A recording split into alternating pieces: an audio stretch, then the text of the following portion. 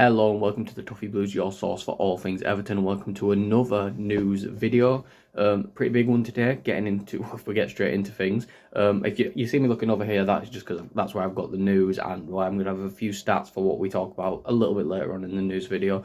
But Newcastle United are lining up a bid to sign Dominic Calvert-Lewin, and that comes from Luke Edwards of The Telegraph, a very reliable source when it comes to Newcastle. So this one, usually in the past, I'd say take with a pinch of salt. Newcastle have been linked with Calvert-Lewin a lot since they got the money in, and especially with the rumours of FFP and the potential sale of Alexander Isak, I can see why Newcastle are possibly lining up more, a cheaper alternative to, and probably in a plan to sign two strikers, considering Callum Wilson is probably on the list to go as well. But we ran a poll, if I have a look here, we ran a poll on the Toffee Blues chat, on the Toffee Blues Twitter at Everton Newsfeed, saying would you sell DCL this summer and how much for? We had 23% thumbs up, 16% in the middle, and 61% said no. And I probably lean towards that no side. I think Calvert-Lewin, if I get his stats up here, Calvert-Lewin has had a weird season in the sense that he's been the main man up front with no service whatsoever, and in a sense where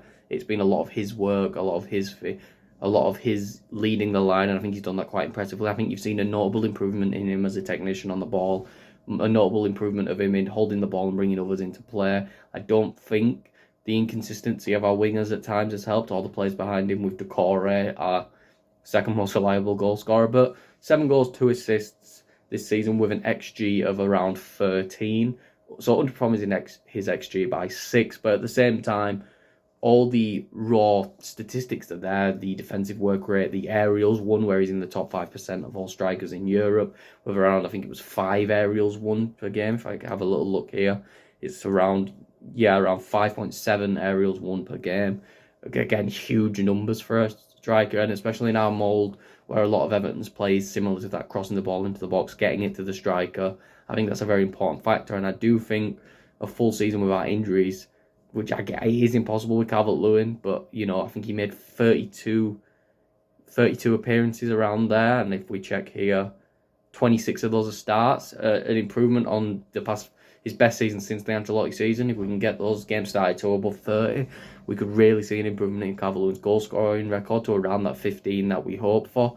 But yeah, I think with this one, if we're looking for the amount of money we need, I'd say with Newcastle, they're in FFP, but we probably still want 30 to 40 million in a sense of that. That's the money we're going to need to replace him. I do think there's going to be quite a cheap alternative from a relegation side, and that's what we'll get to right now.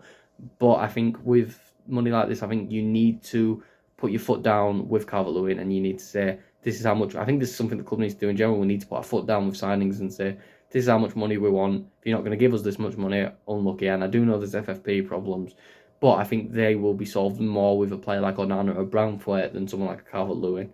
More preferably someone like Onana, even though I am a big fan of Onana. But if we move on to the next bit of news here, it is about Elijah Adebayo.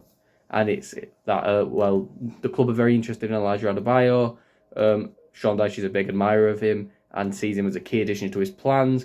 Everton are expected to step up their interest after player sales, and that comes from Team Talk. I don't know how reliable Team Talk are. I can't really speak. But Adebayo is someone I would have on towards the top of the list of Calvert-Lewin replacements. 2 fantastic seasons in the Championship. If you break down the statistics using StatHead, which I did, I can't show you that now, but I believe it was an XG of around 12, similar to Calvert-Lewin, with 100 or more aerial duels won a game. Adebayo had 2 seasons doing that, the 21-22, and his 2 previous seasons in the Championship before coming up to the Premier League. Scored 10 goals in only 27 appearances from an XG of 6.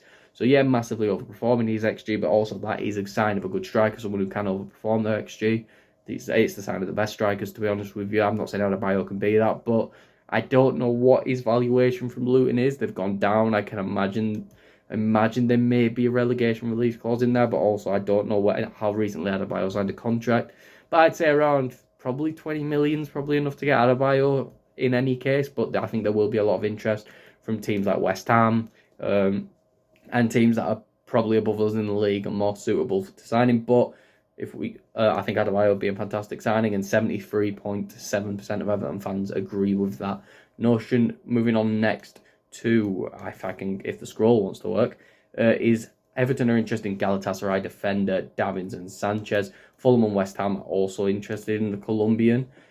Sanchez could potentially replace Jared Bamford this summer, with Manchester United interested in the English defender. That comes from caught offside. No. I think Davinson Sanchez was okay at Spurs, but okay at best. And as a replacement for Jared Bamford, that's ridiculous.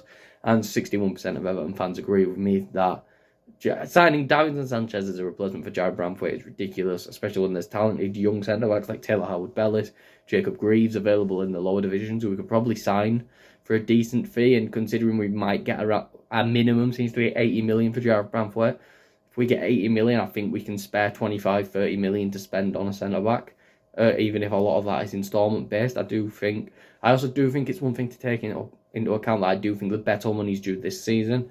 So even if we get 80 million, I do think we will have less, and Carlisle also have a 15% sell-on fee. So they get like 15% of 80 million. That's around 10 to 12 million, I think. So I think it's one of those where it's a bit of a temper your expectations. But I think Davinson Sanchez has been okay in Turkey. I can't say I've kept up on him very well.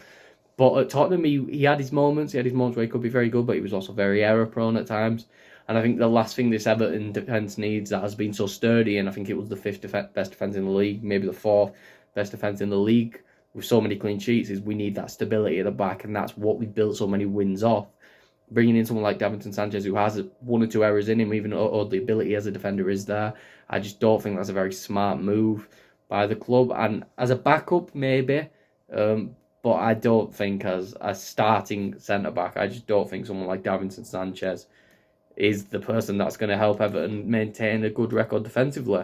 And last but not least, Everton are in talks with the representatives of Amari Benjamin. The 18-year-old forward is confirmed to be leaving Arsenal this summer. Benjamin joined Everton on trial earlier this season and scored in his only game.